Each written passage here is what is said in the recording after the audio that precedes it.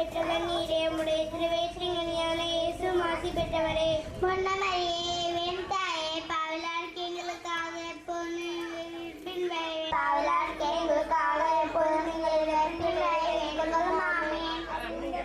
வாழ்க. ஆண்டவர் உடனே பெண்களுக்குள்ள ஆசி பெற்றவர் நீரே.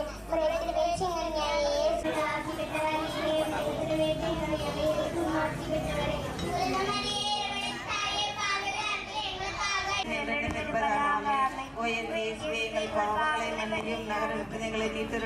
எல்லோரையும் விண்ணுலக பதவியில் நடத்தியர்களும் இறக்கம் யாருக்கு அதிகம் தேவையோ ஒரு சிறப்பான உதவி புரியும் எதிராக குற்றம் செய்வோரை நாங்கள் மன்னிப்பது போல எங்கள் குற்றங்களை மன்னியும். எங்களை சோதனை கொடுப்பதாயும் தீமனை உள்ளிடுவி தள்ளுமாமே.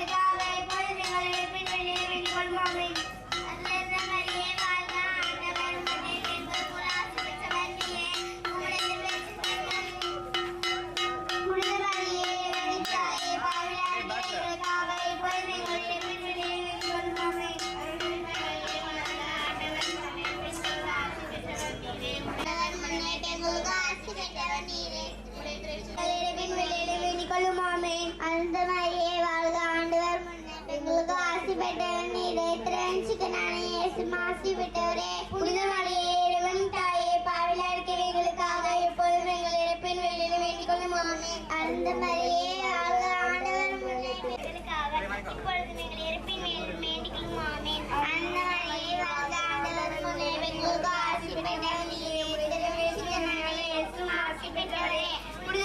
எங்கள் பாவங்களை மன்னியும் நகரங்களை நீட்டவிடும் எல்லோரையும் விண்ணுலக பதவியில்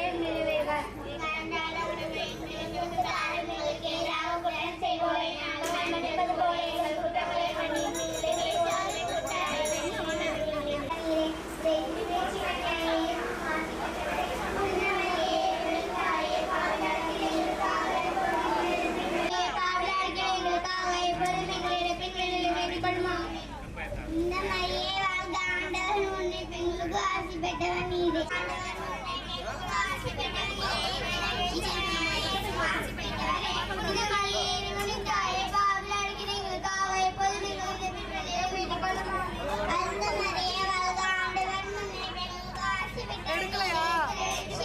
பாப்பா எடுத்துட்டு இருக்கேன்.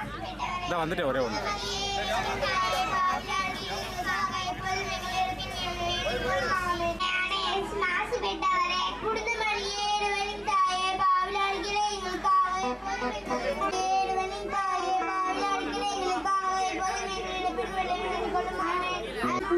தந்தைக்கும் மாணவர்கள் தூய ஆட்சி உண்டாவதாக போல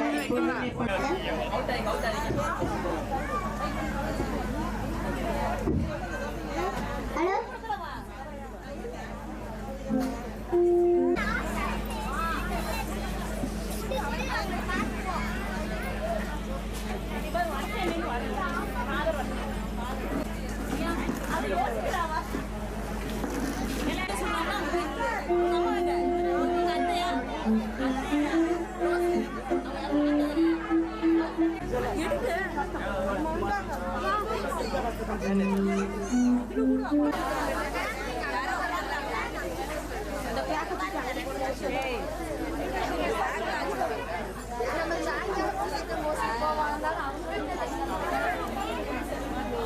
என்ன இல்லையா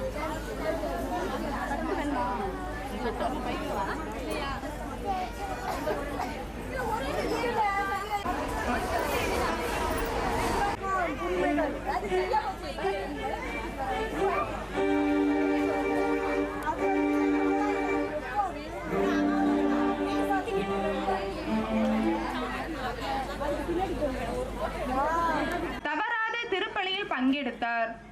ஒரு நாள் திருப்பலியில் கேட்ட பின்வரும் விவிலிய வசனம் அவரை மாற்றியது. இன்னும் ஒன்று உனக்கு குறைவாக உள்ளது. உனக்கு உள்ளதெல்லாம் விற்று ஏழைகளுக்கு கொடு. வானகத்தில் உனக்கு செல்வம் கிடைக்கும். பின்பு வந்து என்னை பின் செல். லூக்கா 18:22. அதன்படி வாழ்ந்தவர் இவர். அனைத்து துறவிகளும் தந்தை என்றும் அழைக்கப்படுகிறார். அவரே நம் வனத்து அந்தோணியார். ஆண்டவரையே தம் அடிமேல் தூக்கி சுமக்கும் ஆசீரை பெற்ற நம் புனிதர் பதுவை அந்தோணியாரை இருகரம் கூப்பி வரவேற்போம்.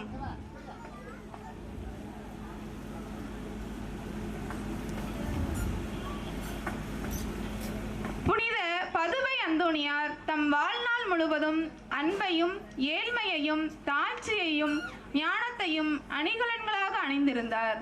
திருச்சபையின் மாணிக்கமாய் திகழ்ந்தவரே புனித பதுவை அந்தோணியார். இவர் ஐரோப்பாவில் உள்ள போர்ச்சுகல் நாட்டின் தலைநகரான லிஸ்பன் நகரில் 1195ஆம் ஆண்டு ஆகஸ்ட் 15ஆம் நாள் பிறந்தார். இவருடைய இயற்பெயர் பெர்தினாந்து ஆகும். புனித அகுஸ்தின் துறவர சபையில் சேர்ந்தார். அதிபரின் அனுமதியின்படி கொயிம்ராம் என்னும் இடத்திற்கு சென்று குருத்துவ கல்வி பயின்றார். 1219ஆம் ஆண்டில் 24ஆம் வயதில் குரு பட்டம் பெற்றார். பிரான்சிஸ்கன் சபையை சேர்ந்த குரு இவர். லிஸ்பன் நகரில் பிறந்தாலும் பதுவை பதியர் என்று அழைக்கப்பட்டார். இதற்கு காரணம் இத்தாலி நாட்டில் உள்ள பதுவை நகரில்தான் தமது கடைசி நாட்களை கழித்துள்ளார்.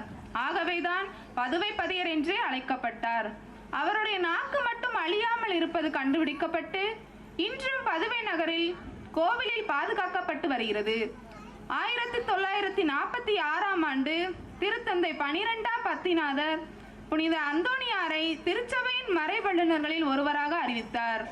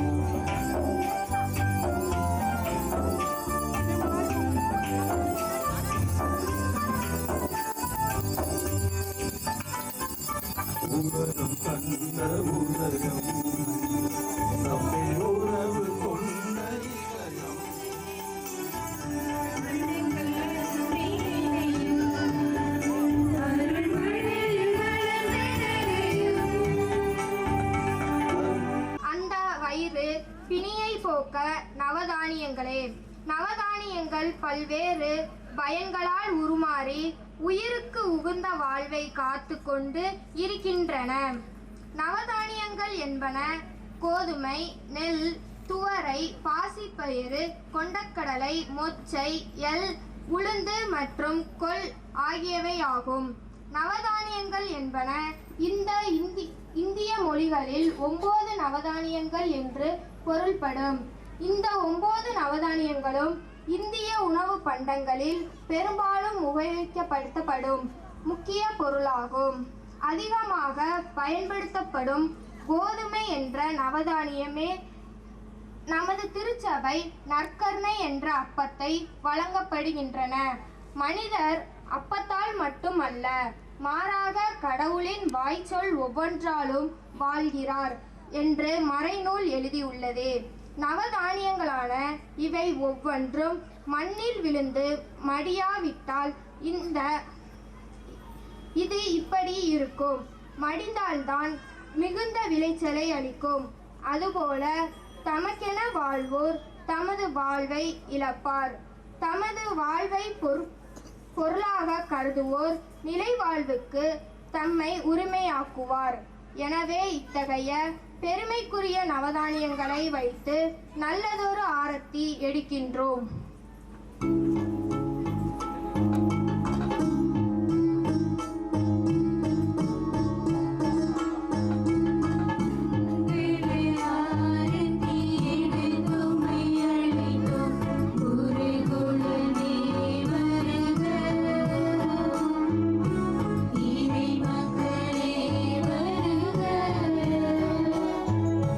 திருப்படி செய்து திட வருகள் வென்றழைத்தோம்.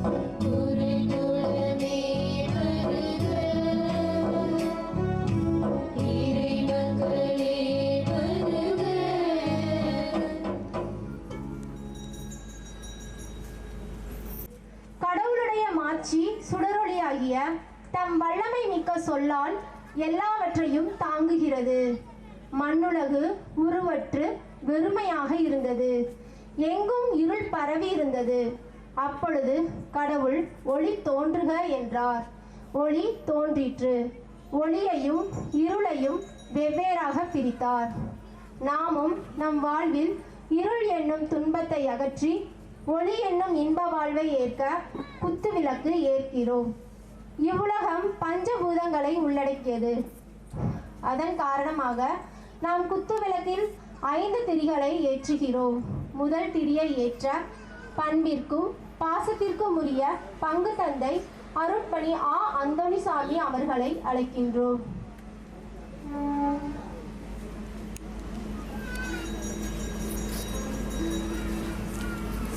இரண்டாம் திரியை ஏற்ற உதவி பங்கு தந்தை அருட்பணி எஃப். தேவராஜ் அவர்களை அழைக்கிறோம். மூன்றாம் திரியை ஏற்ற நம் மண்ணின் மைந்தர் அருட்பணி எம். ஜான்சன் அவர்களை அழைக்கிறோம். நான்காம் திரியை ஏற்ற அருட்சகோதரி ஞான சௌந்தரி அவர்களை அழைக்கிறோம். ஐந்தாம் திரியை ஏற்ற திருவிழா கமிட்டி உறுப்பினர் திரு லூர்துராஜ் அவர்களை அழைக்கிறோம்.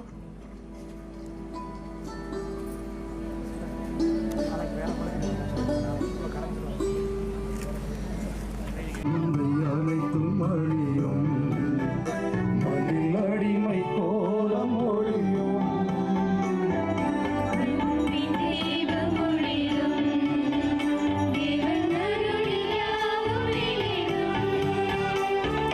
பயணம் இனிது இங்கு தொடர்ந்திடுமே. அன்பின் பாதை பானை கடந்திடுமே.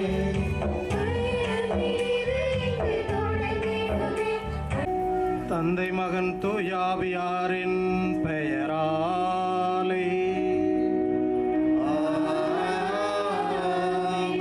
நம் ஆண்டவராகிய இயேசு கிறிஸ்துவின் அருளும் கடவுளின் அன்பும் தூயாவியாரின் நட்புறவும் உங்கள் அனைவரோடும் இருப்பதாக. உம் ஆன்மாவோடும் இருப்பதாக. திருப்பலி முன்னுரை. கிறிஸ்து இயேசுவில் மிகவும் பிரியமான இறைமக்களே, புனித பதுவை அந்தோணியாரின் 50ஆம் ஆண்டு பொன்விழாவின் 2ஆம் திருவிழா திருப்பலியை தம் மறைவுரையால் பறைசாற்ற வந்திருக்கும் நிறைவாழ்வு நகர் பங்கு தந்தை அருட்பணி ஆ. அந்தோணிசாமி அவர்களையும் நம் மண்ணின் மைந்தர் அருட்பணி எம். ஜான்சன் அவர்களையும் மற்றும் நமது உதவி பங்கு தந்தை அருட்பணி எஃப். தேவராஜ் அவர்களையும், புனித அன்னை வேளாங்கண்ணி, புனித அவிலா தெரசா, புனித குழந்தை தெரசா, புனித அடைக்கல அன்னை மற்றும் புனித வியானி அருளப்பர் அன்பிய குடும்பங்கள் சார்பாக வரவேற்பதில் பெருமகிழ்ச்சி அடைகிறோம். இன்றைய சிந்தனையாக நாம் பரிந்துரையாளரான புனித அந்தோணியார் என்ற தலைப்பில் விழாவை சிறப்பிக்க இருக்கிறோம். நல்லதோர் குடும்பத்தில் பிறந்து தெய்வ பக்தியில் மூழ்கி பெற்றோரின் அன்புக்கு கீழ்ப்படைந்து துறவற வாழ்வில் அரவத்தை பெற்று இறை குடும்பத்தில் மனிதர்களை சேர்த்து மறைமொழியால் நிறைவாழ்வில் மக்களை ஈன்றெடுத்தார் நம் புனிதர். அவரின் பரிந்துரையால் குடும்பங்களில் நல்லுறவு, உடல் நலம், தொழில் வளம், கல்வி வளம், மனை வளம், எதிர்பாராத அதிர்ஷ்டம், எதிர்நோக்கும் ஆசீர்கள், சொல்லில் அடங்காத புதுமைகள் இன்றும் நடைபெற்று கொண்டிருக்கின்றன. நம் குடும்பங்களில் நடந்த புதுமைகளை நினைவு கூர்வோம், நன்றி கூறுவோம், வேண்டிய வரங்களை பெற அவரிடம் மன்றாடுவோம். இறை குடும்பங்களாக மாறி பக்தி உணர்வோடு இவ்விழா திருப்பலியில் பங்கேற்போம். அந்தோணிராஜ் ரீட்டா குடும்பத்திற்கு இறைவன் செய்து வந்த அனைத்து நன்மைகளுக்கு நன்றியாகவும், குடும்பத்தில் இருக்கக்கூடிய அனைவருக்கும் உடல் உலகம் உடைக்கவும், தொழிலில் முன்னேற்றம் காணவும், குழந்தைகள் கல்வியிலும் அறிவிலும் ஞானத்திலும் சிறந்து விளங்கவும், குடும்பத்தில் மரித்து ஜெயசிலன் அவரது ஆன்மா இறைவனிடத்தில் நிலைத்து இளைப்பாறுதல் அடைய வேண்டும் என்று இத்திருப்பலியை ஒப்புக் கொடுத்து ஜெபிக்கின்றார்கள். எல்லாம் வல்ல இறைவனிடமும் நான் பாவியனை ஏற்றுக்கொள்கிறேன். ஏனெனில் என் சிந்தனையாலும் சொல்லாலும் செயலாலும் கடமையின் தவறியதாலும் பாவங்கள் பல செய்தேன். என் பாவமே, என் பாவமே, என் பெரும் பாவமே. ஆகையால் எப்பொழுதும் கன்னியான புனித மரியாதையும் வானதூதர் புனிதர் அனைவரையும் சகோதர சகோதரிகளை உங்களையும் நம் இறைவனாகிய ஆண்டவரிடம் எனக்காக வேண்டிக் கொள்ள மன்றாடுகிறேன். எல்லாம் வல்ல இறைவன் நம் மீது இரக்கம் வைத்து நம் பாவங்களை எல்லாம் மன்னித்து நம்மை நிலை வாழ்வுக்கு அழைத்துச் செல்வாராக. ஆமென். மன்றாடுவோமாக. என்றும் உள்ள எல்லாம் வல்ல இறைவா, புனித அந்தோணியாரை உமது திரு அவைக்கு மறைவள்ளுனராக கொடுத்துள்ளீரே. ஆவியாரின் அருளால் தூண்ட பெற்று அவர் எங்களுக்கு போதித்தது எங்கள் இதயங்களில் என்றும் நிலைத்திருப்பதாக. உமது கொடையால் அவரை நாங்கள் பாதுகாவலராக பெறுவது உமது இரக்கத்தை பெற பாதுகாப்பாளராகவும் பெற்றுக்கொள்வோமாக. உம்மோடும் தூய ஆவியாரோடும் என்றென்றும் இறைவனாய் வாழ்ந்து ஆட்சி செய்கிற எங்கள் ஆண்டவர் இயேசு கிறிஸ்து வழியாக உம்மை மன்றாடுகின்றோம்.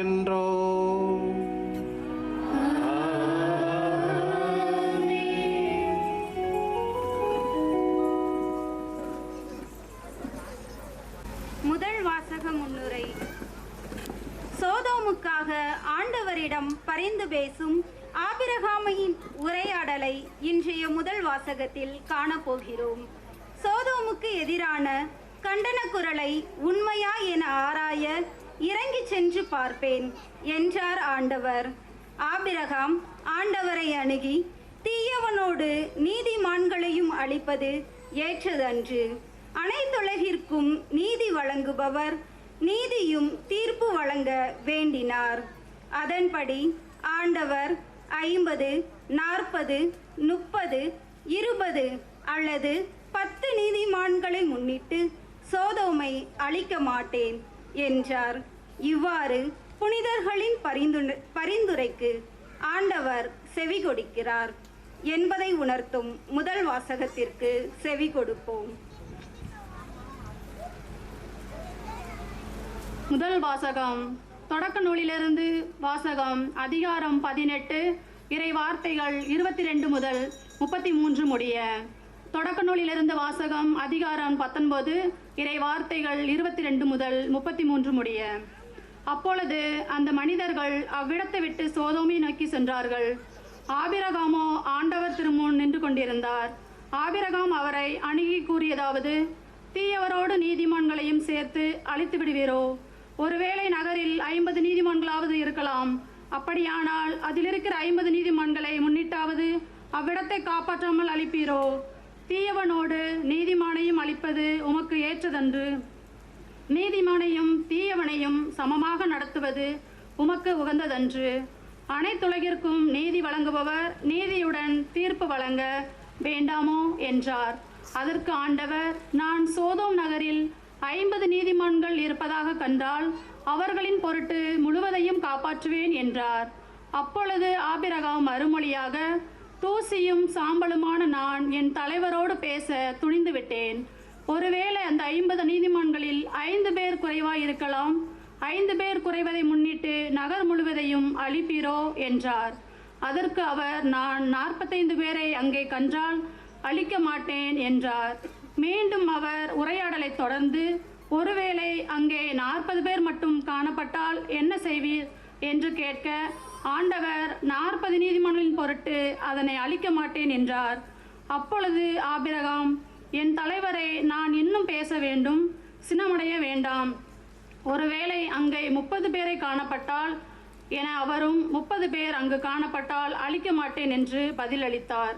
அவர், என் தலைவரே, உம்மோடு அடியேன் பேச துணிந்து விட்டேன். ஒருவேளை அங்கு 20 பேரை காணப்பட்டால் என அதற்கு அவர், 20 பேரை முன்னிட்டு நான் அழிக்க மாட்டேன் என்றார். அதற்கு அவர், என் தலைவரை, சினமடைய வேண்டாம், இன்னும் ஒரே ஒரு தடவை மட்டும் என்னை பேசவிடும். ஒருவேளை அங்கு 10 பேர் மட்டும் காணப்பட்டால் என அவர் அந்த 10 பேரை முன்னிட்டு அழிக்க மாட்டேன் என்றார். ஆபிரகாமோடு பேசி முடித்தபின் ஆண்டவர் அவரை விட்டு சென்றார். ஆபிரகாமும் தம் இடத்திற்கு திரும்பி சென்றார். ஆண்டவர் வழங்கும் அருள்வாக்கு. இறைவனுக்கு நன்றி.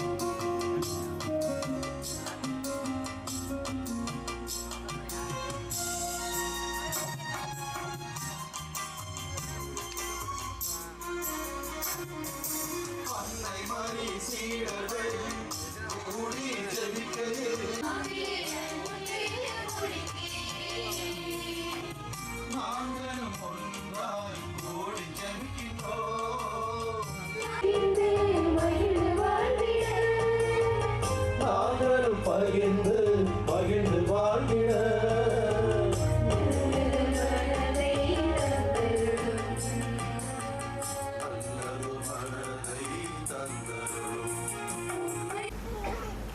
இரண்டாம் வாசக முன்னுரை. கண்ணுக்கு தெரிகிறதை எதிர்நோக்கு அல்ல, மாறாக காணாத ஒன்றை எதிர்நோக்கி இருக்கும்போது அதற்காக தளரா மனத்துடன் காத்திருக்க வேண்டும். நம்முடைய பெருமூச்சின் வாயிலாக நமக்கு பரிந்து பேசும் தூய ஆவியார் நம்முடைய வலுவற்ற நிலையில் நமக்கு துணை நிற்கிறார்.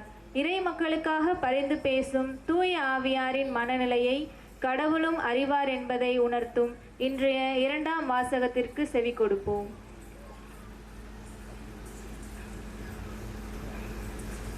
இரண்டாம் வாசகம். ரோமேருக்கு எழுதிய திருமுகத்திலிருந்து வாசகம். அதிகாரம் 8, இறை வார்த்தைகள் 23 முதல் 27 வரை. படைப்பு மட்டுமல்ல, முதல் கொடையாக தூயாவியை பெற்றுக்கொண்டுள்ள நாமும் கடவுள் நம்மை தம் பிள்ளைகளாக போகும்போது நாளை, அதாவது நம் உடலை விடுவிக்கும் நாளை எதிர்நோக்கி பெருமூச்சு விடுகின்றோம்.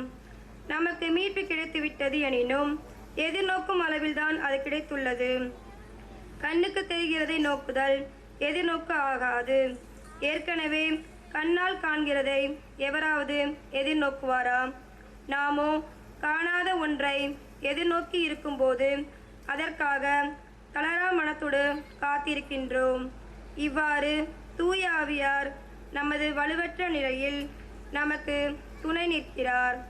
ஏனெனில் எதற்காக எப்படி நாம் இறைவனிடம் வேண்டுவது என்று நமக்கு தெரியாது. தூயாவியார் தாமே சொல்வடிவம் பெற முடியாத நம்முடைய பெருமூச்சுகளின் வாயிலாய் நமக்கு பரிந்து பேசுகிறார். உள்ளங்களை துருவியாயும் கடவுள் தூய ஆவியாரின் மனநிலையை அறிவார். தூய ஆவியாரும் கடவுளுக்கு உகந்த முறையில் இறைமக்களுக்காக பரிந்து பேசுகிறார். ஆண்டவர் வழங்கும் அருள்வாக்கு. இறைவனுக்கு நன்றி.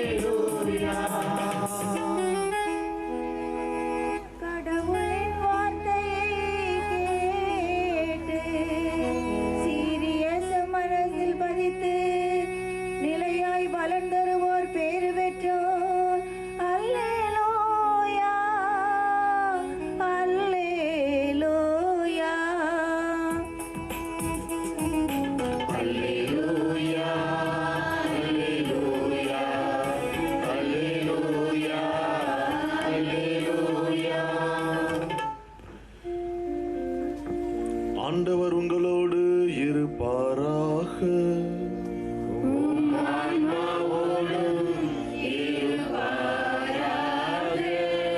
தூய லூக்கா யோவான் எழுதிய நற்செய்தியிலிருந்து வாசகம்.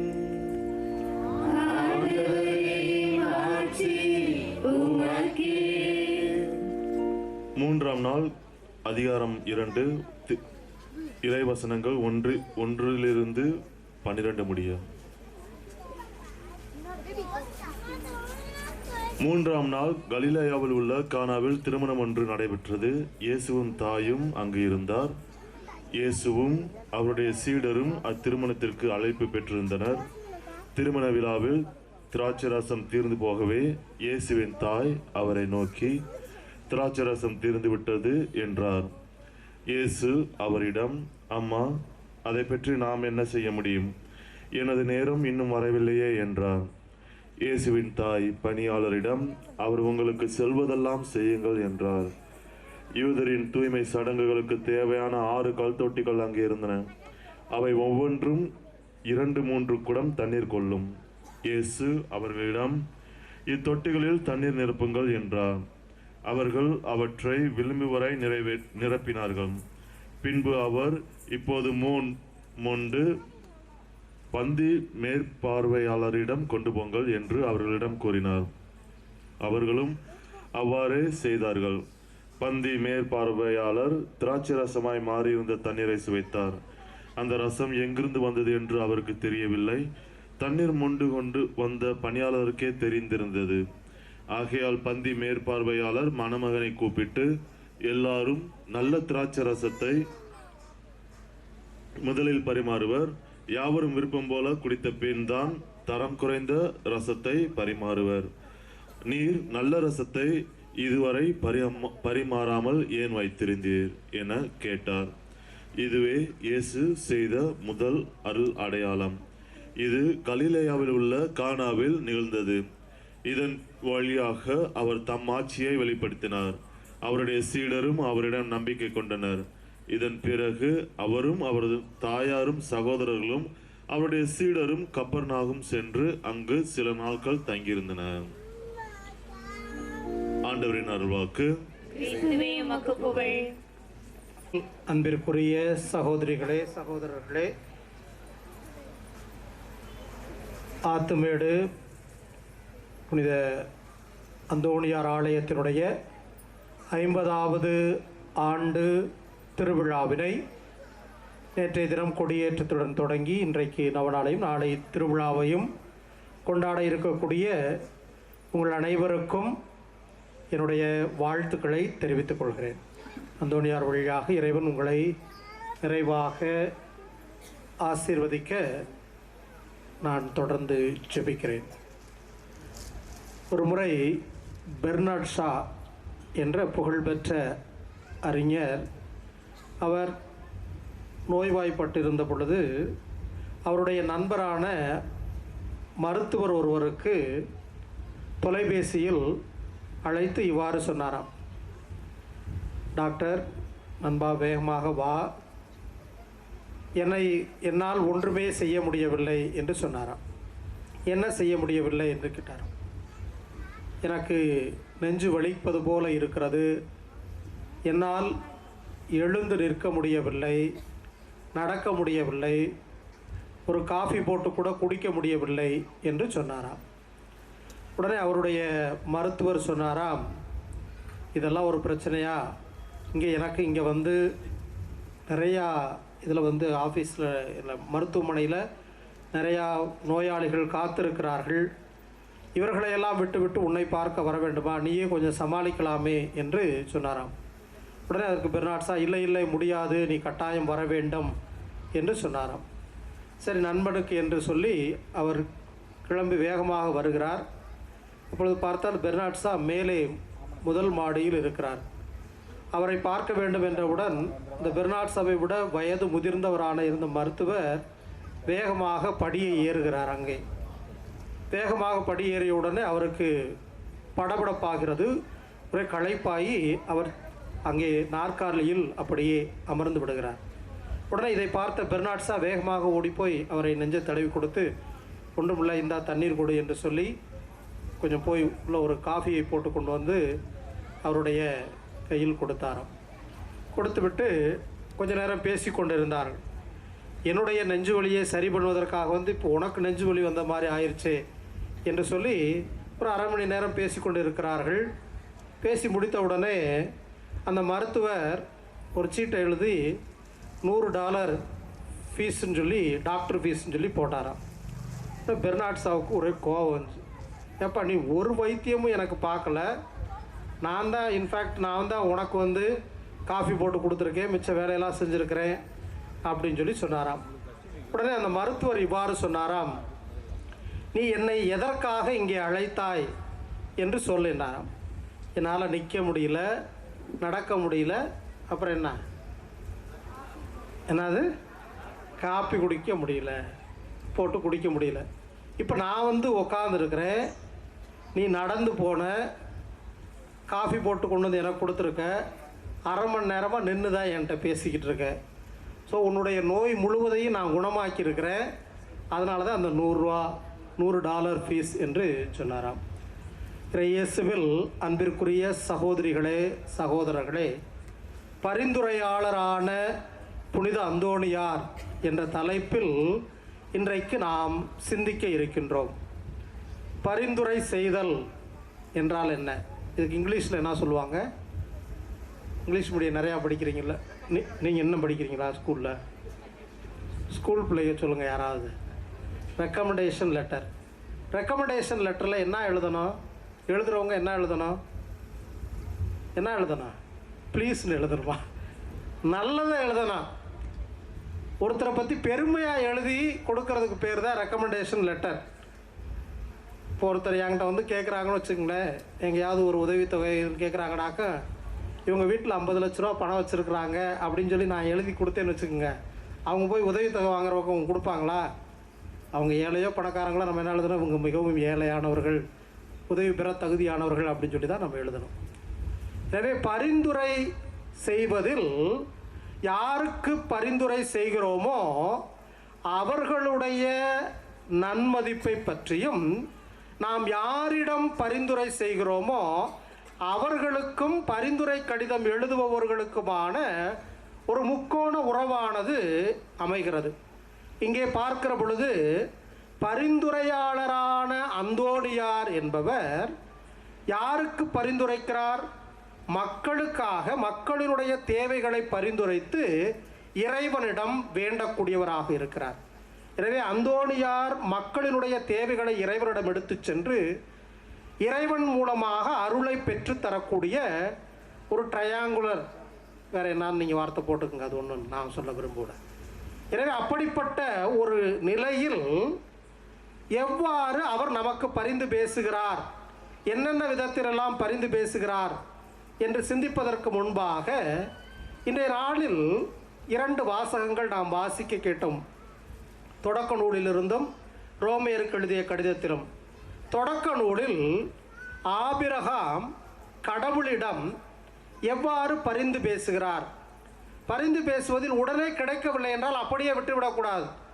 உடனே மீண்டும் மீண்டும் அங்கே தொடர்ச்சியாக கடவுளுக்கும் தமக்கும் இடையே இருக்கக்கூடிய உறவு நிலையினுடைய உச்சத்தை அவர் சொல்லி காட்டி, நான் இன்னும் ஒரு முறை பேசுவேன், இன்னும் ஒரு முறை கேட்பேன், ஒரு 5 பேர் 10 பேர் 20 பேர் இருந்தால் அவர்களின் பொருட்டு நீர் இந்த நகர் முழுவதையும் அழிக்காமல் விட்டுவிடக்கூடாதா என்று சொல்லி பரிந்து பேசக்கூடியவராக இருக்கின்றார். அவர் தனக்காக தான் மட்டும் வாழ்ந்தால் போதும். அங்கே கடவுள் சொல்வது, இந்த நகரை அழிக்கப் போகிறேன், நீ ஓடிப்போ என்று சொல்லுகிறார். இப்படியான ஒரு வாய்ப்பு நமக்கு கிடைத்ததென்றால் உடனடியாக சொன்னோன்னே அடுத்ததில் உடனே வேகமாக ஓடிப்போகும். அடுத்தவர்களை பற்றி எல்லாம் பக்கத்து வீட்டுக்காரெல்லாம் நல்லா பொழைச்சானா செத்தானா இதை பற்றி நம்ம கவலைப்படுவோம். நமக்கு நம்ம உயிர் காப்பாற்றினால் போதும். ஒரு சிலர் குடும்பத்தில் உள்ளவங்க பிள்ளைகளை கூட மறந்து எங்கிட்டாவது விட்டுட்டு அவங்களா ஓடினாலும் ஓடிடுவாங்க. அந்த அளவுக்கு இந்த காலத்தில் நவீன பெற்றோராக இருக்கிறாங்க. அதனால் சிலருக்கு வந்து எத்தனை பிள்ளைங்க நம்ம வீட்டில் இருக்குன்னே தெரியாத நிலைமை கூட போயிடும். 3 பிள்ளை இருக்குதோ, நம்ம 2 தான் நினச்சிக்கிட்டு இருந்தோம். அப்படிப்பட்ட ஒரு நிலைகள் கூட ஏற்படலாம். ஆபத்து பிரச்சனை அப்படி என்று வருகிற பொழுது கூட இங்கே ஆபிரகாம் கடவுளிடம் யாருக்காக பரிந்து பேசுகிறார் என்றால், பாவிகளாக இருக்கக்கூடியவர்களுக்காக. அவர்கள் பாவம் செய்து விட்டார்கள், எனவேதான் அவர்களை அழிக்கப் போகிறேன் என்று சொல்லுகிறார். அப்பொழுது பாவிகளை அழிப்பது சரிதான், ஆனால் நீதிமான்களும் சேர்ந்து அழிந்து போவார்களே என்று கடவுளிடம் தர்க்க ரீதியாக பேசி பேசி அவர் அங்கே முயற்சி செய்கிறார். ஆனாலும் கூட அவர் அந்த முயற்சியில் வெற்றி பெறவில்லை. முயற்சியில் வெற்றி பெறவில்லை என்றாலும் கூட ஒரு நல்ல பரிந்துரையாளர், நல்ல அடுத்தவர் நலனில் அக்கறைப்படக்கூடியவர் எப்பொழுதும் பேசுவதற்கு தயாராக இருக்க வேண்டும். நான் எழுதி கொடுத்து விட்ட உடனே உங்களுக்கு நடந்து விடவா போகிறது, அல்லது அரசாங்கத்திற்கு நாம் ஒரு மனு போட்ட உடனே நம்முடைய தேவைகள் உடனே நிறைவேறி விடவா போகிறது என்று சொல்லிக்கொண்டு நாம் மௌனிகளாக இருந்தோம் என்றால் நிச்சயமாக அது நமக்கு ஒருபோதும் பலன் தராது. சட்டம் யாருக்கு உதவி செய்யும் என்றால், யார் என்னுடைய உரிமை நசுக்கப்பட்டிருக்கிறது, நான் பாதிக்கப்பட்டிருக்கிறேன் என்று போராடுகிறாரோ, அல்லது நீதிமன்றத்தில் போய் தன்னுடைய உரிமை மறுக்கப்பட்டிருக்கிறது என்பதை சொல்லி வாதாடுகிறாரோ அவர்களுக்குத்தான் நியாயம் கிடைக்கும். வீட்டில் எவ்வளவுதான் பெரிய அநீதி நடந்தாலும் யாரும் சொல்லவில்லை என்றால் உடனே நேராக சுப்ரீம் கோர்ட்டு நீதிபதி இங்கே வந்து இங்கே பார்த்து ஆஹா நீங்கள் பாதிக்கப்பட்டிருக்கீங்க உடனே நிவாரணமாக கொடுக்க போகிறாங்க. அப்படியெல்லாம் நடக்காது. எனவே யாருக்கு அங்கே தேவை இருக்கிறதோ அங்கே அவர்கள் குரல் எழுப்ப வேண்டும். ஒருவேளை அவர்கள் குரல் எழுப்ப முடியாதவர்களாக இருந்தார்கள் என்றால் அவர்களுக்காக யார் ஒருவர் நன்றாக குரல் எழுப்ப முடியுமா, அதுக்காக சத்தமாக பேசுகிறவங்க இல்லை, தைரியமாக பேசக்கூடியவர்கள் அவர்களுக்காக பேச வேண்டும். அப்படி பேசுவதற்கான ஒரு வாய்ப்பை வழங்குவதுதான் இந்திய அரசியலமைப்பு சட்டத்திலே பொதுநல வழக்கு பில் என்று சொல்லுவார்கள், பப்ளிக் இன்ட்ரெஸ்ட் லிட்டிகேஷன் பில்.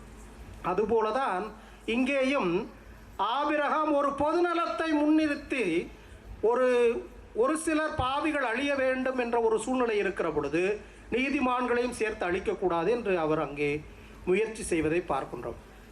இரண்டாவது வாசகத்தில் நாம் பார்க்கின்றோம், பவுல் ரோமேருக்கு எழுதிய கடிதத்தில் அடுத்ததாக நமக்கு பரிந்து பேசக்கூடியவர் யார் என்றால் தூய ஆவியார் நமக்காக பரிந்து பேசுவார், அவர் உண்மையை வெளிப்படுத்தக்கூடியவராக இருக்கிறார் என்று சொல்லி நமக்காக பேசக்கூடிய இன்னொருவரை அங்கே அடையாளப்படுத்துவதை பார்க்கின்றோம். யோவான் நற்செய்தியிலே நாம் வாசிக்கின்றோம் 16வது அதிகாரத்திலே, உங்களுக்கு ஒரு துணையாளரை அனுப்புவேன், அவர் உங்களுக்கு எல்லாவற்றையும் கற்பிப்பார், நீதி, உலகம், தீர்ப்பு இவற்றை பற்றி உங்களுடைய பார்வையெல்லாம் தவறானது என்று சொல்லிவிட்டு அவர் உங்களுக்கு நல்லவற்றை கற்பிப்பார், அவர் உங்களுக்கு துணையாக இருந்து எல்லாவற்றையும் எடுத்துரைப்பார் என்று சொல்வதை பார்க்கிறோம். எனவே தூய ஆவியானவரும் நமக்காக தொடர்ந்து பரிந்து பேசக்கூடியவராகவும் இருப்பதை பார்க்கின்றோம். அடுத்ததாக விவிலியத்தில் இன்னொரு மனிதர் மக்களுக்காக பரிந்து பேசக்கூடியவராக இருந்ததை பார்க்கிறோம். அவர்தான் மோசே. மோசே இஸ்ரேல் மக்களுக்காக எவ்வளவு உருக்கமாக பரிந்து பேசக்கூடியவராக இருந்தார் என்றால் அந்த மக்களை கடவுள் அப்படியே அழித்து விட வேண்டும் என்ற ஒரு நிலையில் இருந்தார். இணைச்சட்ட நூல், யாரோ பைபிள் வச்சுருக்கோங்க ஒருத்தவங்க, நான் வாசிங்க. இணைச்சட்ட நூல் 9வது அதிகாரம் 13வது இறைவார்த்தை. இணைச்சட்ட நூல் 9வது அதிகாரம் 13வது இறைவார்த்தை. நீங்கள் வாசிக்கிறீங்களா? நானே வாசிக்கிறேன். மேலும் அவர் என்னிடம், நான் இந்த மக்களை பார்த்து கொண்டுதான் வருகிறேன், இவர்கள் வணங்கா கழுத்துள்ள மக்கள், என்னை விட்டுவிடு, நான் அவர்களை அழிப்பேன், மண்ணிலிருந்து அவர்கள் பெயர் இல்லாது ஒழிப்பேன், அவர்களை விட வலிமையிலும் எண்ணிக்கையிலும் மிகுதியான மக்களினமாக உன்னை ஆக்குவேன் என்று சொல்ல. எனவே கடவுள் இங்கே மோசேக்கு கொடுக்கக்கூடிய ஆஃபர் என்னன்னாக்கா, இந்த மக்கள் வணங்கா கழுத்துள்ள மக்களாக இருக்கிறார்கள், எனவே இவர்கள் எனக்கு கீழ்ப்படியவில்லை, இவர்களை முற்றிலுமாக அழித்து ஒழித்து விட்டு உன்னை இந்த மக்களை விட மிக உயரமான எண்ணிக்கையில் பலதரப்பட்ட மக்களாக உயர்த்துவேன் என்று அங்கே ஒரு வாய்ப்பை அங்கே வழங்குகிறார். ஆனால் இப்படிப்பட்ட ஒரு வாய்ப்பு உங்களுக்கோ எனக்கோ வந்திருந்ததென்றால் நாம் என்ன செய்வோம் என்று தெரியாது. ஆனால் கடவுளினுடைய மனிதர் எப்பொழுதும் கடவுளையும் கடவுளுடைய மக்களையும் இணைக்கக்கூடியவராக இருக்கக்கூடிய அவர் தனக்கு வரக்கூடிய வாய்ப்பை பயன்படுத்தாமல் அதனை தூக்கி எறிந்துவிட்டு மக்களையும் கடவுளையும் இணைப்பதுதான் தன்னுடைய பணி, அதுதான் உண்மையான பரிந்துரையாளருடைய பணி என்பதை உணர்ந்து அவர் கடவுளிடம் தொடர்ச்சியாக பேசிக்கொண்டே இருக்கிறார். அந்த அதிகாரம் முழுவதும் நீங்கள் வாசித்தார் இருக்கும். இறுதியாக 25வது வார்த்தையில், நான் அழிப்பேன் என்று அவர் சொன்னதால் 40 பகலும் 40 இரவும் ஆண்டவர் முன்னால் தாழ்பணிந்து நின்றேன் என்று சொல்லுகிறார். எனவே கடவுள் அவர்களை அழித்தொழித்து விடுவேன் என்று சொன்னதனால் அவர் முன்னால் 40 நாள் முழந்தால் படியிட்டு ஜெபித்த பிறகு மீண்டுமாக அவர் அங்கே ஆண்டவரிடம் போய் பேசுகிறார். அந்த எகிப்தியர்கள் பேசுவார்களே, இவர் அவருடைய மக்களை அங்கிருந்து கூட்டி வந்து இந்த பாலை நிலத்தில் கொன்றொழிப்பதற்கு தானா கூட்டி வந்தார் என்று குறைபட்டு கொள்வார்கள். எனவே நீர் ஒருபோதும் அப்படி செய்ய வேண்டாம் என்று சொல்லி மக்களுக்கு நல்லது நடக்க வேண்டும் என்பதற்காக கோபமாக இருக்கக்கூடிய இறைவனை அங்கே சாந்தப்படுத்துவதை பார்க்கின்றோம். அதே போல யோனத்தான் என்பவர் சவுலினுடைய மகன். இவருக்கும் தாவீதுக்கும் இடையே ஆழமான நட்புறவு இருக்கிறது. ஆனால் தாவீதுக்கும் முதல் அரசராகிய சவுலுக்கும் அங்கே பிரச்சனை ஏற்படுகிறது, பகைமை ஏற்படுகிறது. முதல் அரசரிடமிருந்து கடவுளினுடைய ஆவியானது விலகி அரசராக தாவீது திருநிலைப்படுத்தப்பட்டிருக்கிறார். எனவே அது பொறாமையாக மாறுகிறது. எப்படியாவது தாவீதை கொன்றுவிடலாம் என்ற எண்ணத்தில் அங்கே இருக்கிறார். ஆனால் அப்படிப்பட்ட சூழ்நிலையில் தன் நண்பனை காப்பாற்ற வேண்டும் என்பதற்காக சவுலும் யோனத்தானும் சொந்த இரத்தம், வழக்கமாக என்ன செய்வோம், தானாடாவிட்டாலும் தன் சதையாடும் என்று சொல்வதைப் போல குடும்ப உறவுகளுக்கும் இரத்த உறவுகளுக்குமே முக்கியத்துவம் கொடுத்து கொடுத்து பழகி வந்த இருக்கக்கூடிய இயல்பில் வாழக்கூடிய நிலையில் இங்கே அந்த இயல்பை கடந்து இரத்த உறவாக இல்லாத தன்னுடைய நண்பனாக இருக்கக்கூடிய தாவீதுக்காக பரிந்து பேசி அவருடைய உயிரை காப்பதற்கு முன்முயற்சி எடுக்கக்கூடியவராக இருப்பதைத்தான் நாம் அந்த யோனத்தான் நிகழ்வில் பார்க்கின்றோம். அதே போல விவிலியமானது பல இடங்களில் நமக்கு சுட்டி காட்டுகிறது, வெறுமனே தூய ஆவியார் மட்டும் நமக்கு பரிந்து பேசுபவர் அல்ல, மாறாக கிறிஸ்துவே நமக்காக பரிந்து பேசக்கூடியவராக இருக்கின்றார் என்பதை நாம் வாசிக்கின்றோம். யோவான் எழுதிய முதல் கடிதம் 2வது அதிகாரம் 1வது இறைவார்த்தை, கிறிஸ்துவே நமக்காக பரிந்து பேசக்கூடியவராக இருக்கிறார் என்பதை அங்கு எடுத்துரைக்கிறது.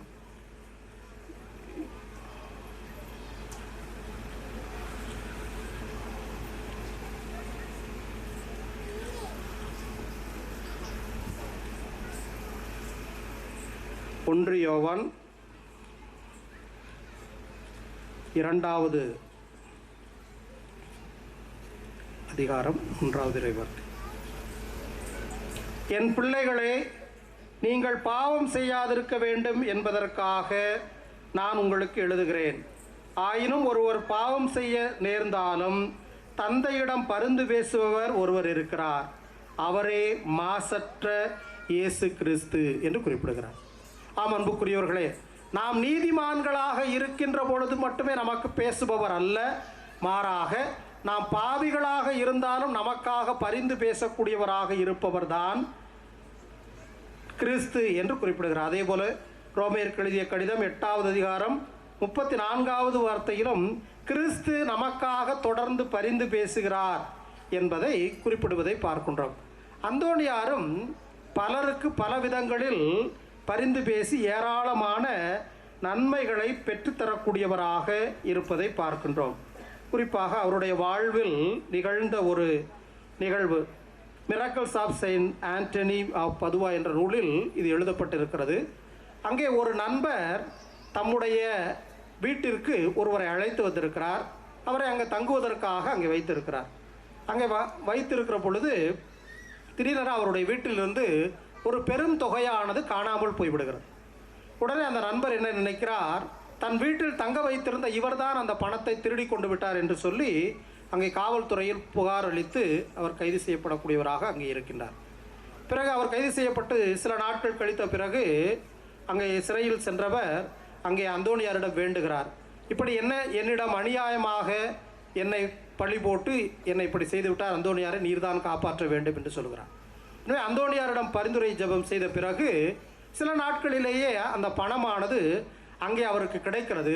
மீண்டுமாக இவர் அந்த பணத்தை எடுத்துக்கொண்டு போய் அங்கே காவல்துறையில் சொல்லி அங்கே இது என்னுடைய பணம் கிடைத்து விட்டது, நான் தான் தவறாக புகார் அளித்து விட்டேன் என்று சொல்லி ஒரு நீதிமானை மீண்டுமாக காப்பாற்றி வருவதற்கான சூழ்நிலையை புனித அந்தோனியார் அங்கே வளர்ப்பதை பார்க்கணும்.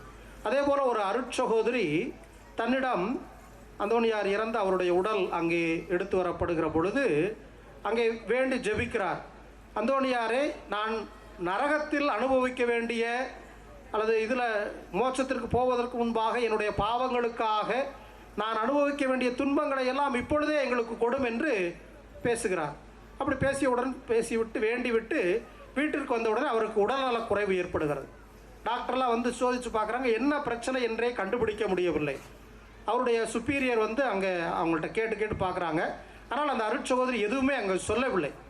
உடனே இந்த தலைமை அருட்சகோதரி என்ன செய்கிறார் என்றால், இவர் கோயிலுக்கு போயிட்டு வந்த பிற்பாடு தான் இதுபோல் ஆகியிருக்கிறது என்று சொல்லி மீண்டுமாக ஆலயத்திற்கு போய் அங்கே அவருடைய அந்த இறந்த உடல் மீது வைக்கப்பட்டிருந்த அதிலிருந்து ஒரு சிறு அளவு துணியை எடுத்து வந்து வைத்துவிட்டு இவர் மேல் வைத்து ஜெபிக்கின்றார். அப்பொழுது ஜெபிக்கிற பொழுதுதான் அவருக்கு தெரிகிறது, இவர் இந்த மாதிரியான வேண்டுதல்களை செய்கிறார் என்று. உடனே அவர் மீண்டுமாக அந்தோணியாரிடம் வேண்டுகிறார், இந்த சகோதரி உடனடியாக நலம் பெற வேண்டும் என்று ஜெபிக்கிறார். அவருடைய பரிந்துரையும் உடனடியாக ஏற்கப்பட்டு அங்கே அவர் நலம் பெறுவதை பார்க்கிறோம்.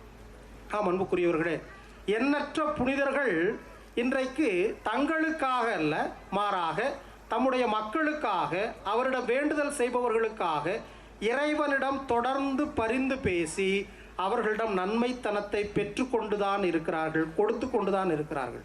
தூய பவுலடியார் தம்முடைய மிக நெருங்கிய நண்பராக இருந்த பிலமோன் என்பவருக்கு ஒரு கடிதம் எழுதுகிறார்.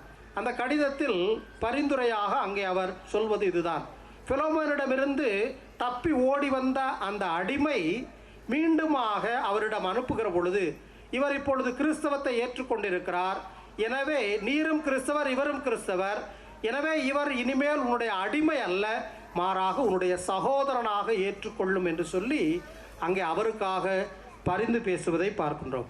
அன்புக்குரியவர்களே, இறைவனிடம் நமக்காக யாராவது ஒருவர் பரிந்து பேசிக்கொண்டே இருப்பார்கள். அப்பொழுது நாம் என்ன செய்ய வேண்டும்?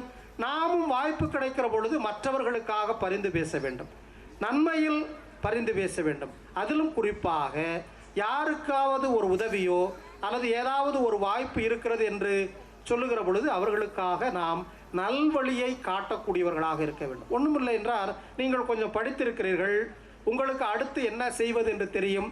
இப்பொழுதுதான் முதலாக படித்து கொண்டு வரக்கூடியவர்கள் 12வது முடித்தவுடனே என்ன படிக்கலாம் அப்படின்னு சொல்லி யோசித்தோடனே என்னமே தெரியல அப்படின்னா அவங்களுக்கு ஏதாவது ஒரு சில அறிவுரைகளை சொல்லலாம். அல்லது இங்கே போனால் இது போன்ற ஒரு நன்மைகள் கிடைக்கும் என்று சொல்லுகிற பொழுது, அல்லது நீங்கள் ஒரு வார்த்தை ஏதாவது சொன்னால் அங்கே ஒன்று நல்லது நடக்கும் என்று நினைத்தால் நிச்சயமாக அங்கே அதனை செய்யக்கூடியவர்களாக இருக்க வேண்டும். எனவே ஆண்டவரிடமும் அந்தோணியரிடமும் நாம் பரிந்துரை வைத்து வேண்டுதல்கள் செய்து நமக்கு மட்டுமே நல்லது நடக்க வேண்டும் என்று நினைக்கக்கூடிய மக்களாக இல்லாமல், மாறாக நாமும் நம்முடைய செயல்பாடுகளின் மூலமாக, நம்முடைய பரிந்துரை ஜெபம் மூலமாக அடுத்தவர்களுக்கும் நல்லது நடக்க வேண்டும் என்று நாம் ஜெபிப்போம். எனவே தான் அந்தோணியாருடைய பாடலிலே நாம் வாசிக்கின்றோம்: நம்புங்கள், ஜெபியுங்கள், நல்லது நடக்கும், அது உங்களுக்கு மட்டுமல்ல எல்லோருக்கும் நடக்கட்டும். இறைவன் நம்மை ஆசீர்வதிப்பாராக. ஆமென். எழுந்து நின்று நம்முடைய மன்றாட்டுக்களை எடுத்து சொல்வோம். உம் திருவுடலாம் திருச்சபையை வழிநடத்தும் திருத்தந்தை, ஆயர்கள், குருக்கள், கன்னியர், துறவரத்தார் மற்றும் பொதுநிலையினர் ஆகியோர் அனைவரையும் உம் பாதம் அர்ப்பணிக்கிறோம். உம் பணியை தங்கள் வாழ்வாக்கி இறைமக்களை அன்பின் சமூகமாக கட்டியெழுப்பவும், உம் அன்பு கட்டளைகளை தங்கள் வாழ்நாள் எல்லாம் கடைபிடிக்கவும் தேவையான அருளை பொழிய புனித அந்தோணியார் வழியாக இறைவா உம்மை மன்றாடுகிறோம்.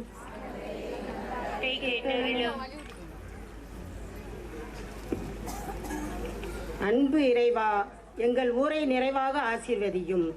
அனைவர் உடல் உள்ள சுகம் பெற்று நாங்கள் எங்கள் கடமைகளை சரிவர செய்யவும், ஒற்றுமையுடன் தொடர்ந்து வாழவும், செய்கின்ற தொழில்களில் வெற்றி காணவும், எமது பங்கின் வளர்ச்சியில் பங்கு தந்தையுடன் முழுமையாக ஒத்துழைக்கவும், எடுத்துக்காட்டான மக்களாக வாழவும் அருள் புரிய வேண்டுமென்று புனித அந்தோணியார் வழியாக இறைவாய் உம்மை மன்றாடுகின்றோம்.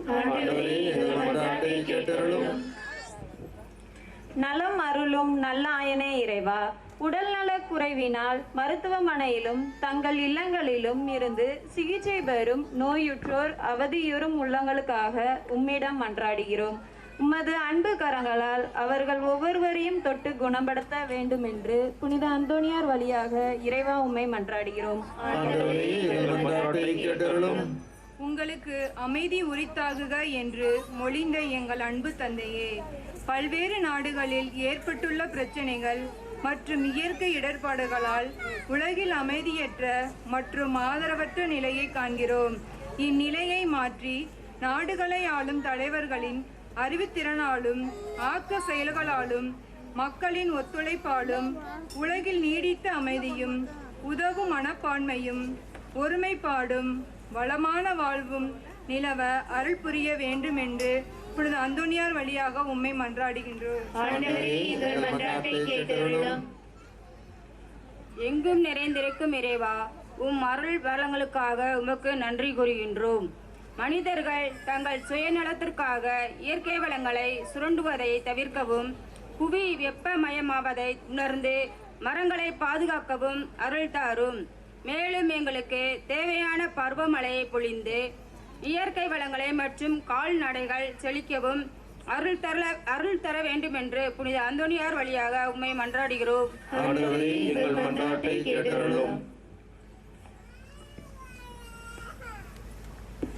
நம்முடைய தனிப்பட்ட தேவைகளுக்காக அமைதியாக ஜெபிப்போம்.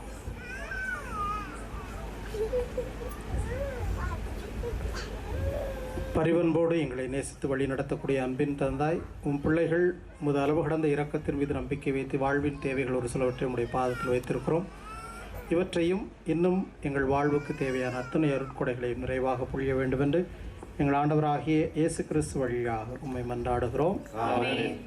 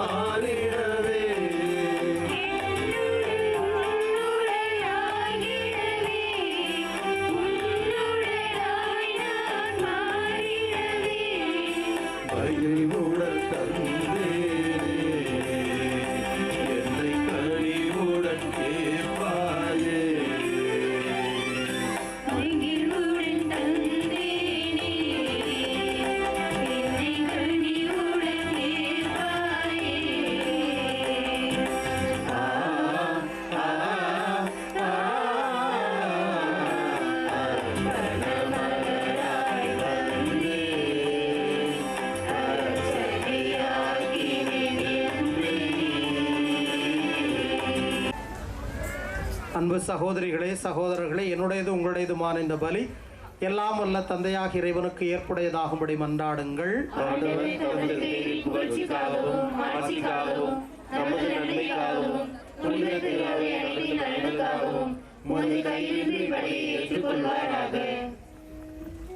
இறைவா, புனித அந்தோணியாருடைய நவநாள் திருப்பலியில் நாங்கள் உளம் கடிந்து செலுத்தும் பலி உமக்கு உகந்ததாய் இருப்பதாக.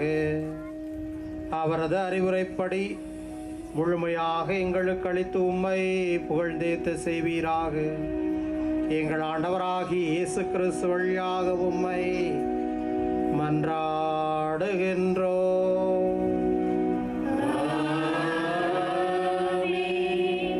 ஆண்டவர் உங்களோடு இருப்பாராக.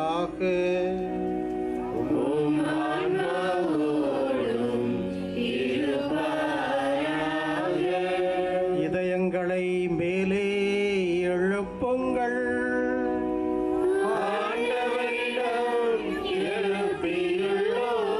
நம் இறைவராகிய ஆண்டவருக்கு நன்றி கூறுவோம்.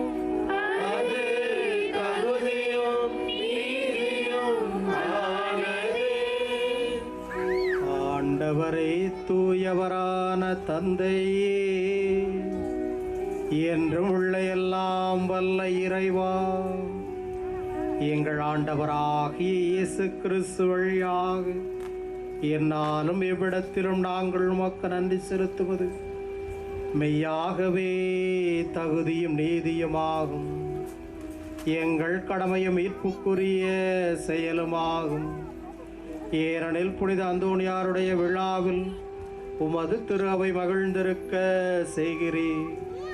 அவருடைய இறைப்பற்றுமிக்க வாழ்க்கை நெறியை எடுத்து காட்டினால் அதற்கு வலுவூட்டுகிறீர். அவரது படிப்பினையினால் பயிற்றுவிக்கின்றேன். அவருடைய மன்றாட்டால் பாதுகாத்து வருகிறீர்.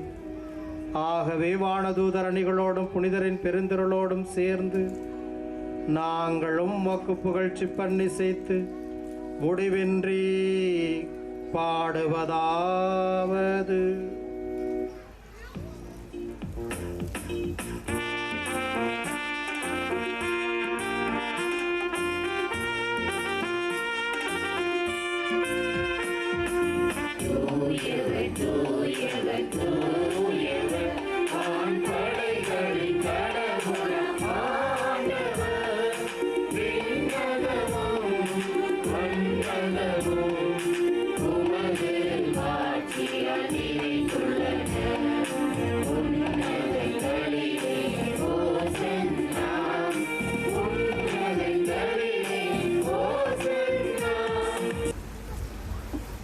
ஆண்டவரே, நீர் மெய்யாகவே தூயவர், தூய்மை அனைத்திற்கும் ஊற்று.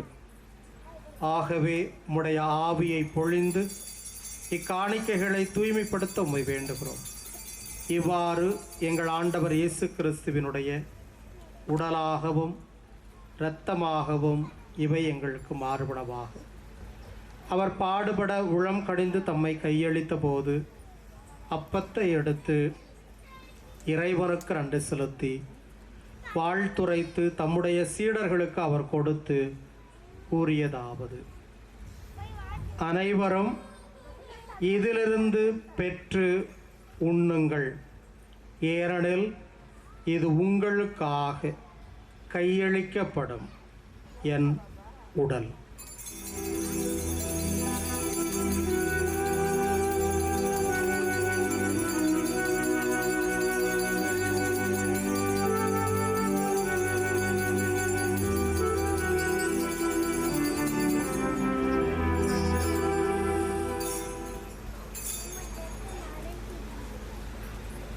அவ்வண்ணமே இரவு விருந்தை அருந்திய பின் திராட்சரசம் நிறைந்த கிண்ணத்தை எடுத்து மீண்டும் உமக்கு நன்றி செலுத்தி வாழ்த்துரைத்து தம் சீடர்களுக்கு அவர் கொடுத்து கூறியதாவது: அனைவரும் இதிலிருந்து பெற்று பருகுங்கள், ஏனெனில் இது புதிய நிலையான உடன்படிக்கைக்கு உரிய என் இரத்தத்தின் கிண்ணம். இது பாவ மன்னிப்புக்கென்று உங்களுக்காகவும் பலருக்காகவும் சிந்தப்படும். இதை என் நினைவாகச் செய்யுங்கள்.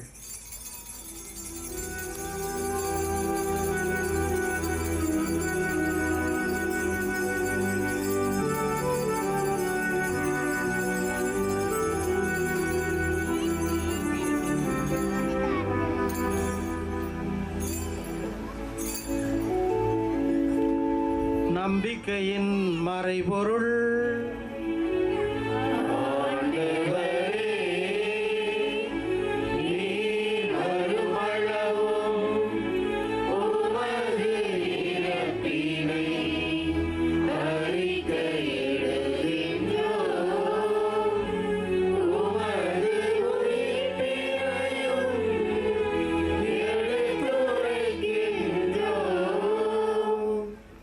ஆகவே ஆண்டவரே, நாங்கள் கிறிஸ்துவினுடைய இறப்பை உயிர்ப்பை நினைவு கூர்ந்து வாழ்வு தரும் அப்பத்தையும் மீட்பளிக்கும் கிண்ணத்தையும் ஒப்புக் கொடுக்கின்றோம். திருமணன்று ஊழியம் புரிய தகுந்தவர்களை நீங்கள் ஏற்றுக்கொண்டீர். எனவே உமக்கு நாங்கள் நன்றி செலுத்துகின்றோம். மேலும் கிறிஸ்துவினுடைய உடலிலும் இரத்தத்திலும் பங்கு கொள்ளும் எங்களை தூய ஆவியார் ஒன்று சேர்க்க வேண்டுமென உம்மை தாழ்மையுடன் மன்றாடுகிறோம். ஆண்டவரே, உலகெங்கும் பரவி இருக்கும் உமது திரு அவையை நினைவு கூர்ந்தருளும். எங்கள் திருத்தந்தை பிரான்சிஸ், எங்கள் ஆயர் அந்தோனி பாப்பசாமி, எல்லா திருநிலையினர் ஆகிய அனைவரோடும் உமது திரு அவை அன்பில் நிறைவேறச் செய்தருளும்.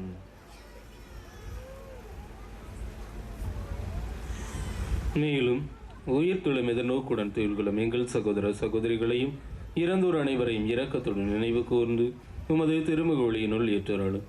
எங்கள் அனைவர் மீதும் இரக்கமாயிரும். கடவுளின் கன்னித்தாயான புனித மரியா, அவருடைய கணவரான புனித யோசேப்பு, புனித திருத்தூதர்கள், இவ்வுலகில் உமக்கு உகந்தவராய் இருந்தோர் ஆகிய புனிதர் அனைவருடனும் நாங்கள் நிலை வாழ்வில் பங்குள்ளும் தகுதி பெற்று உம் திருமகன் இயேசு கிறிஸ்து வழியாக உம்மை புகழ்ந்தேத்தும் வரமருள உம்மை மன்றாடுகின்றோம்.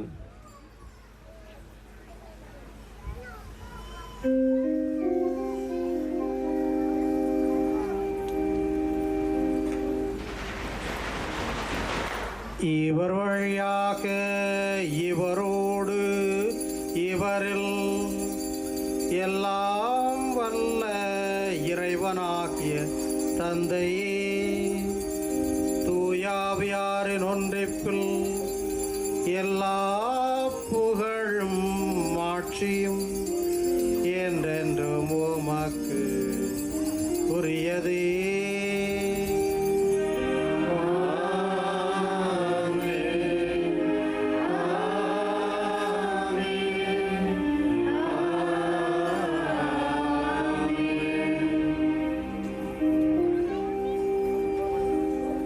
மீட்பரின் கட்டளையால் கற்பிக்கப்பட்டு இறைபடிப்பினையால் பயிற்சி பெற்ற நாம் அனைவரும் துணிந்து மன்றாடுவோம்.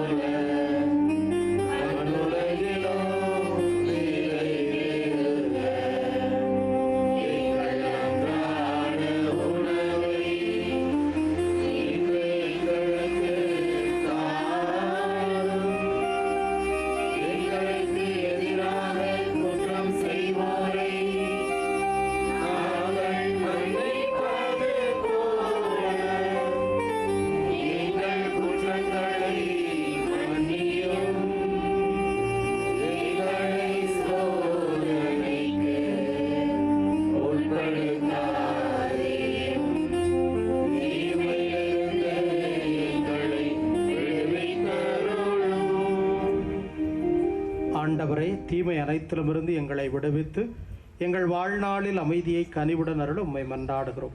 உமது இரக்கத்தின் உதவியால் நாங்கள் பாவத்திலிருந்து எப்போதும் விடுதலை பெற்று யாதொரு கலக்கமுமின்றி நலமாயிருப்போமாக. நாங்கள் எதிர்நோக்கி இருக்கும் பேரின்பத்திற்காகவும் எம் மீட்பராகிய இயேசு கிறிஸ்துவின் வருகைக்காகவும் காத்திருக்கின்றோம்.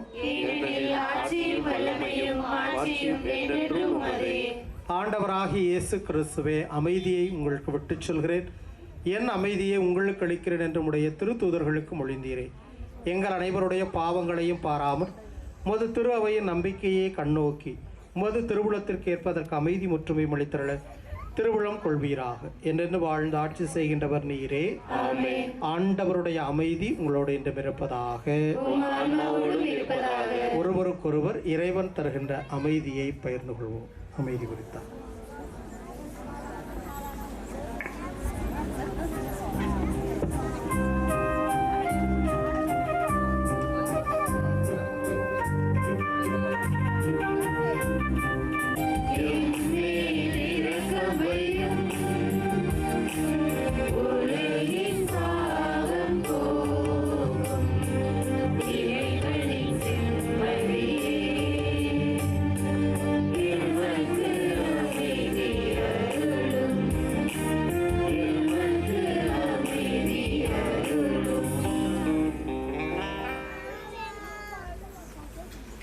இதோ இறைவனின் செம்மறி, இவரே உலகின் பாவங்களை போக்குகின்றவர்.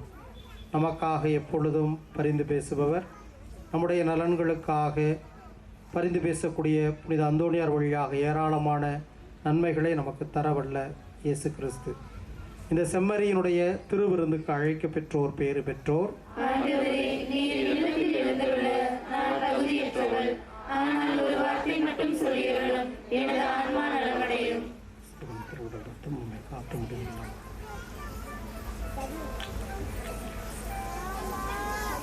ஒரு அறிவிப்பு. இப்போது இங்கு வழங்க இருக்கின்ற திவ்ய நற்கருணையை கத்தோலிக்க கிறிஸ்தவர்கள் மட்டும் வாங்கி அருந்த முன்வர வேண்டும்.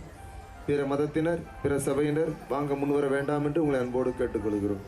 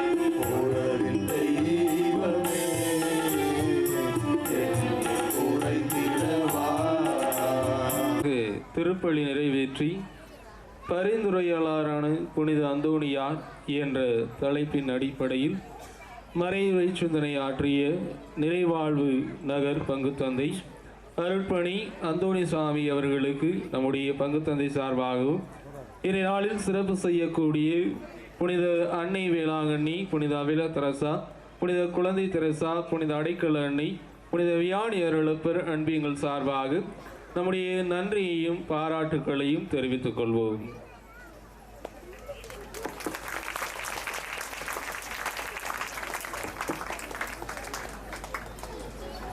அதே வேளையில் இன்றைய நாளில் நம்மோடு இணைந்த நம்முடைய பங்கின் மண்ணின் மைந்தர் அருட்பணி ஜான்சன் அவர்களுக்கும் நம்முடைய நன்றியையும் பாராட்டுக்களையும் தெரிவித்துக் கொள்வோம்.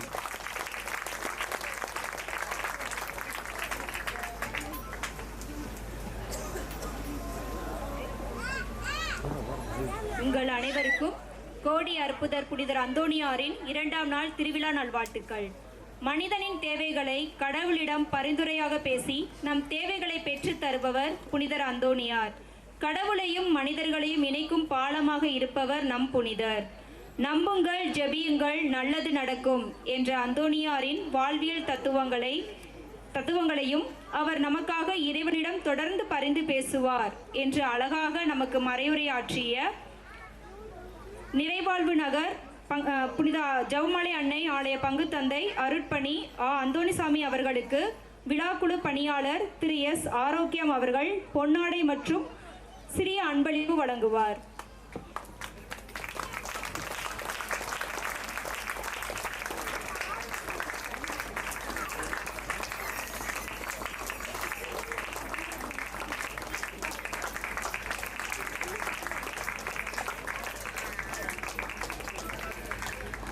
நமது மண்ணின் மைந்தர் அருட்பணி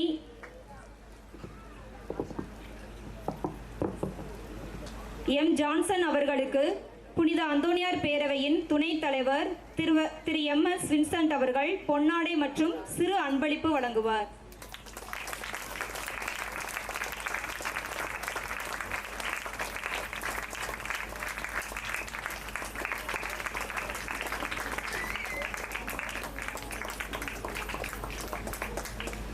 மேலும் இன்றைய நவநாளை சிறப்பிக்க வந்திருக்கும் நமது வனத்து அந்தோணியார் மற்றும் பதுவை அந்தோணியாருக்கு நிறைவாழ்வு நகர் பங்குத்தந்தை அருட்பணி அந்தோணிசாமி அவர்கள் பொன்னாடை அணிவிக்க அன்புடன் அழைக்கிறோம்.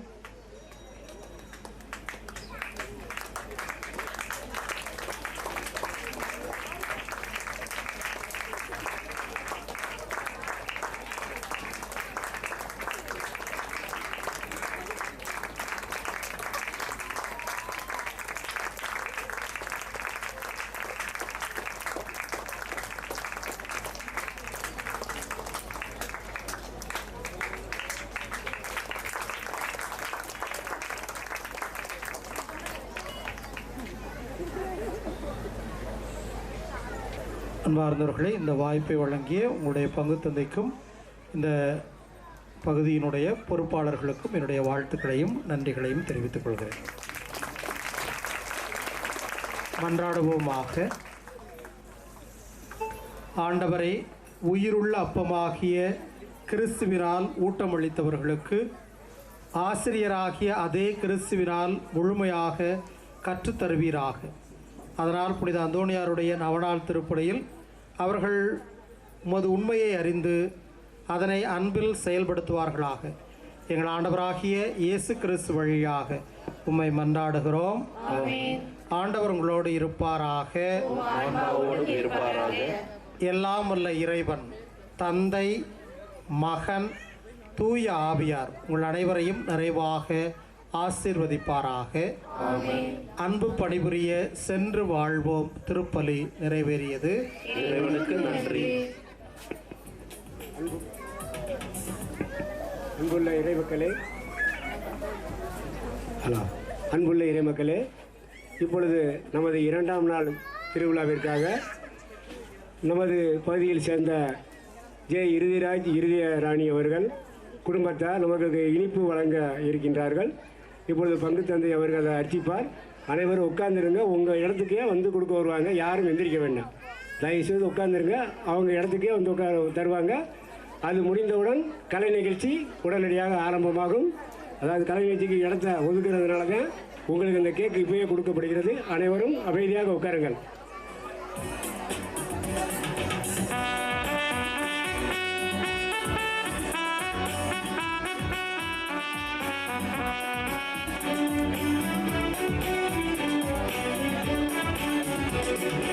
அற்புதம் காண விளைவோரே நம் அந்தோணியாரே